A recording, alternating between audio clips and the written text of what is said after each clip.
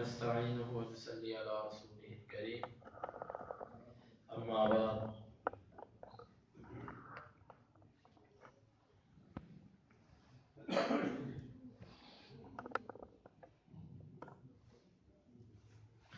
رسول اللہ صلی اللہ علیہ وسلم کے جوامع کلمات میں سے ایک یہ ہے کہ ایک صحابی نے آپ سے پوچھا کہ اللہ کے رسول صلی اللہ علیہ وسلم مجھے کوئی ایسی نصیحت کرے کہ آپ کے بعد پھر میں کسی سے اس کے بارے میں سوال نہ کروں۔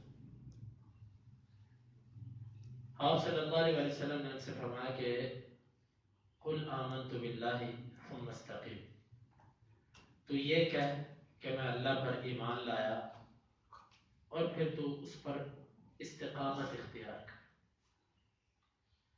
استقامت اس کا مطلب ہوتا ہے خوشی ہو کہ غمی ہو، دل چاہتا ہو کہ نہ چاہتا ہو، طبیعت ساتھ دے یا نہ دے، مزاج مانے یا نہ مانے، اللہ اور اس کے رسول کی باتوں پر ڈٹ جانا، اس پر کھڑے ہو جانا۔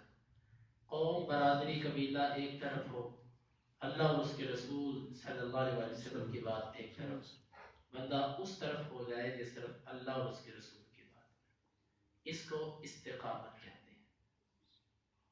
اور یہ استقامت اتنی بڑی چیز ہے، اتنی بڑی چیز ہے کہ نبی صلی اللہ علیہ وسلم کو صحابہ کرام نے کہا کہ شبت یا رسول اللہ صلی اللہ علیہ وسلم، اللہ کے رسول آپ بوڑھے ہو گئے۔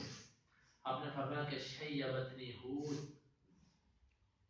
واخواتها او کما قال، آپ نے فرمایا مجھے سورہ ہود اور اس جیسی صورتوں نے بوڑھا کر دیا ہے۔ سورہ ہود کے اندر ایک تو ان قوموں کا ذکر ہے کہ جن قوموں پر اللہ تعالیٰ کے عذاب آئے، اور مفسرین کہتے ہیں کہ سورہ ہود کے اندر ایک خاص آیت ہے جو یہ ہے کہ فاستقم کما امرت، اے نبی آپ اس طرح استقامت دکھاؤ جس طرح آپ کو استقامت دکھانے کا حکم دیا گیا ہے۔ صحابہ کرام کہتے ہیں کہ جب یہ آیت اتری نا تو صحابہ کرام پریشان ہو گئے کہ ہم ویسی استقامت کیسے دکھائیں جیسے ہمیں حکم دیا گیا، ہم تو ویسی استقامت دکھا ہی نہیں سکتے۔ یہ کون تھے؟ صحابہ کرام۔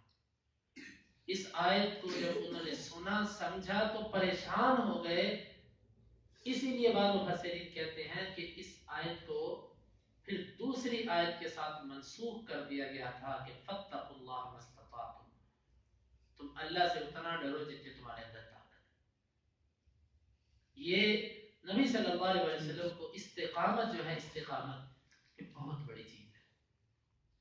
آپ صلی اللہ علیہ وسلم کے بارے میں آتا ہے، عائشہ رضی اللہ عنہ فرماتی ہے کہ آپ جو کوئی عمل شروع کرتے پھر آپ اس کو کبھی چھوڑا نہیں کرتے تھے۔ ایک دفعہ ظہر کی دو سنتیں جو ظہر کے بعد پڑھی جاتی ہیں، آپ کے پاس ایک وفد اور قبیلہ آیا، آپ ان کے پاس بیٹھ کے باتیں کرتے رہے حتیٰ کہ عصر کا وقت ہو گیا، آپ ظہر کے بعد 2 رکعتیں نہ پڑھ سکے، پھر آپ نے وہ 2 رکعتیں عصر کی نماز کے بعد پڑھی۔ اب حدیث کے اندر یہ آتا ہے کہ تا حیات نبی صلی اللہ علیہ وسلم عصر کے بعد 2 رکعتیں پڑھتے ہی رہے، حالانکہ ایک دفعہ اس لیے پڑھی تھی کہ رہ گئی تھی، پھر اس کے بعد ہمیشہ عصر کے بعد نبی صلی اللہ علیہ وسلم 2 رکعتیں پڑھتے رہے۔ یہ آپ کا معمول تھا، جس عمل کو شروع کرتے اس کو پھر اس پر استقامت دکھاتے۔ حدیث کے اندر بھی آتا ہے خیر الامور ادومها وان قل، بہترین معاملات جو اللہ رب العزت کے نزدیک ہیں وہ ہیں کہ جن پر ہمیشگی کی جائے، اگرچہ وہ تھوڑے سے عمل کیوں نہ ہو۔ ایک بندہ روزانہ اس نے اپنی روٹین بنائی ہے کہ ایک صفحہ قرآن مجید کا پڑھتا ہے، ایک صفحہ پڑھنے پہ 3 منٹ 4 منٹ 5 منٹ لگتے ہیں۔ ایک بندے کی روٹین ہے وہ 1 سپارہ پڑھتا ہے، جتنے بھی جس کی روٹین ہے، ایک بندہ ہے اس کی 2 آیتیں 4 آیتیں، اتنی روٹین ہے لیکن پڑھتا وہ روزانہ ہے۔ اور اس کے مقابلے میں ایک بندہ ایک دن 5 سپارے پڑھتا ہے، 3 پڑھتا ہے، 10 پڑھتا ہے، 2 دن پڑھتا ہے پھر بس کرتا ہے۔ یہ بندہ جو آہستہ آہستہ پڑھتا ہے، تھوڑا تھوڑا پڑھتا ہے لیکن ہمیشہ پڑھتا ہے، اس کی ایک روٹین ہے۔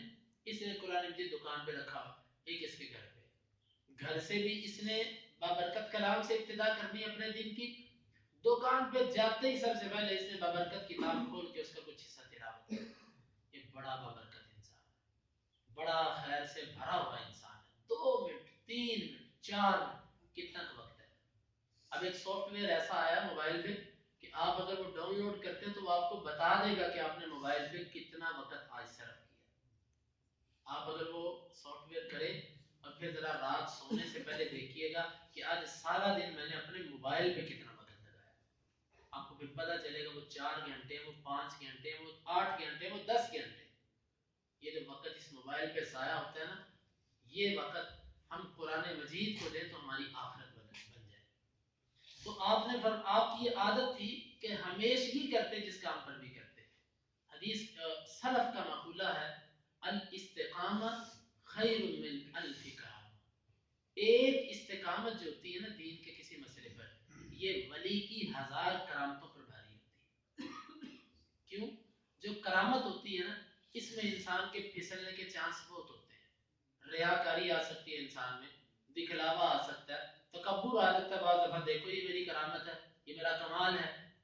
اور استقامت جو ہے، استقامت یہ 1000 کرامتوں سے بہتر ہے.